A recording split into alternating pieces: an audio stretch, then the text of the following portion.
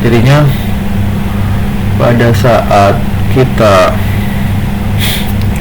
mengintegrasikan sebuah sistem, diharapkan kita bisa memahami terlebih dahulu proses bisnis. Ya, kita lihat. Ada dua pendekatan proses bisnis.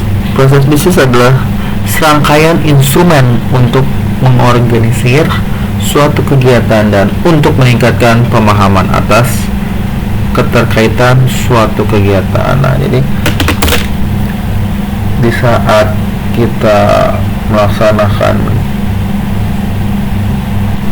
proses dalam sebuah organisasi, pastinya satu dengan yang lainnya akan saling keterkaitan. Keterkaitan tersebut diharapkan semua tim dalam satu organisasi tersebut harus dapat saling memahami apa yang akan menjadi goal dalam perusahaan tersebut. Nah, itu ya. Terdapat dua pendekatan proses bisnis, pendekatan tradisional dan pendekatan enterprise. Ya. Pendekatan tradisional dalam penetapan tujuan menjelaskan bahwa perumusan dan penetapan tujuan dilakukan oleh manajer tingkat puncak atau top level of the management. Untuk kemudian tujuan itu diturunkan lagi menjadi tujuan bagi manajer di tingkat bawahnya secara spesifik. Pendekatan ini dikemukakan oleh Robbins 2002, dinamakan dengan Means and Chain, yang artinya tujuan yang lebih tinggi, gitu ya. Jadi dalam pendekatan tradisional itu ya tujuannya langsung ditetapkan oleh manajer paling puncak, gitu ya. Itu untuk tradisional. Kelemahannya tidak menyediakan dasar informasi yang memadai bagi pembuat keputusan. Karena apa? Karena langsung diputuskan di top level manajemennya. Dasarnya apa? Dasar informasi yang seperti apa ya? Terkadang itu yang membuat lemah. Pengambilan keputusan itu bisa dikatakan secara sepihak ya. Terlalu berorientasi pengendalian dan kurang memperhatikan proses perencanaan dan evaluasi. Nah, terkadang seperti itu. Memberikan perhatian lebih pada jangka pendek dibanding jangka panjang. Nah, bisa dikatakan perumusannya lah ya, perumusannya kurang karena jadi melihatnya jangka pendek saja, tidak melihat jangka panjang dalam sebuah organisasi atau perusahaan tersebut. Keputusan perencanaan penting cenderung diawali di tingkat manajemen terbawah di organisasi dan kemudian naik ke tingkat di atasnya. Konsekuensinya, selanjutnya lembaga legislatif diberikan rincian dari daftar pengeluaran object of the expenditure dan tidak diberikan data mengenal fungsi, program, aktivitas, dan output dari lembaga legislatif, dan mendorong mengeluarkan daripada penghematan ya, tradisionalnya. Nah, ini pendekatan sistem secara tradisional itu ya bisnisnya ya. Traditional of system. Pendekatan enterprise itu pendekatan yang muncul untuk mengambil pengetahuan yang kompleks tentang organisasi dan teknologi.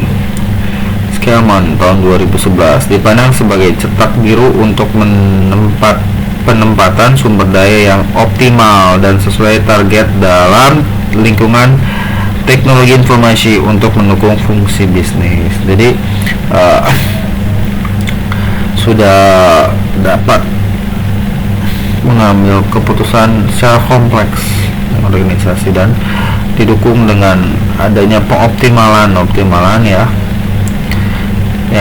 bisa digabungkan gitu ya dalam lingkungan TI, teknologi informasi. Dia sudah mulai ke computerized, karena pastinya semakin tinggi persaingan ya semakin kompleks juga ya. Tidak boleh kita hanya mengandalkan satu orang berpikir gitu ya, tapi kalau misalnya kita sudah bisa melakukan perekaman data secara teknologi, diharapkan nantinya akan lebih baik lagi dalam pengambilan keputusan.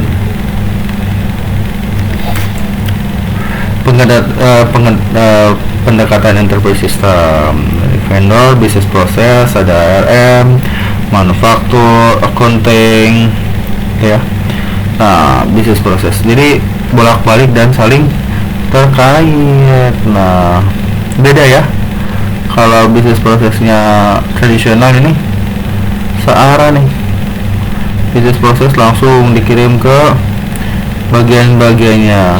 Jadi tidak di bagian-bagian yang lainnya tidak memberikan umpan balik. Jadi terkadang ya di bagian bawah itu hanya melaksanakan saja, dan di pimpinannya terkadang belum tentu tahu cara menyeluruh dari bagian bawah. Nah, karena pengambilan keputusannya langsung dilakukan oleh top level manajemennya. Nah, berbeda di pendekatan enterprise system. Nah, bolak-balik ya. Nah, pendekatan enterprise system merupakan jenis software yang dapat membantu perusahaan dalam mengerjakan kegiatan operasional yang sifatnya berulang. Pastinya nanti akan membawa banyak perubahan terhadap perkembangan perusahaan, seperti penggajian nih. Nah, ini penggajian karyawan, manajemen sumber daya perusahaan, pembuatan laporan keuangan, pencatatan transaksi, jual beli, dan kegiatan lainnya. Jadi dibuatkanlah sebuah software yang nantinya akan saling keterkaitan. Nah, yang mengakibatkan nanti informasi itu dapat diterima secara real time. Itu ya, diharapkan kan seperti itu. Jadi akan mempercepat proses bisnis dalam perusahaan tersebut. Nah, diharapkan juga nanti goal yang diperoleh akan lebih baik lagi sesuai dengan harapannya ya, karena persaingannya akan semakin tinggi saat ini ya.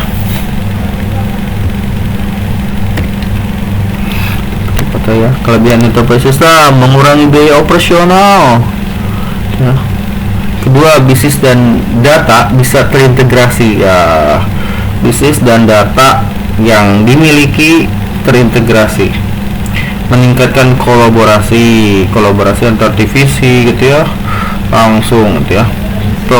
Produktivitas meningkat, mengelola bisnis menjadi lebih kondusif dan membantu pengambilan keputusan. Nah, itu yang nanti bisa menjadi SPK, sistem pengambilan keputusan ya.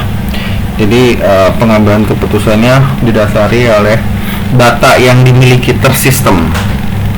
Itu akan lebih baik lagi nantinya diharapkan. Oke, itulah ini untuk pertemuan minggu ini. Sampai sini ada yang bertanyakan? Cepat saja, saya tungguin tuh, sudah sampai 8:30 ini, tapi belum ada yang ngabarin.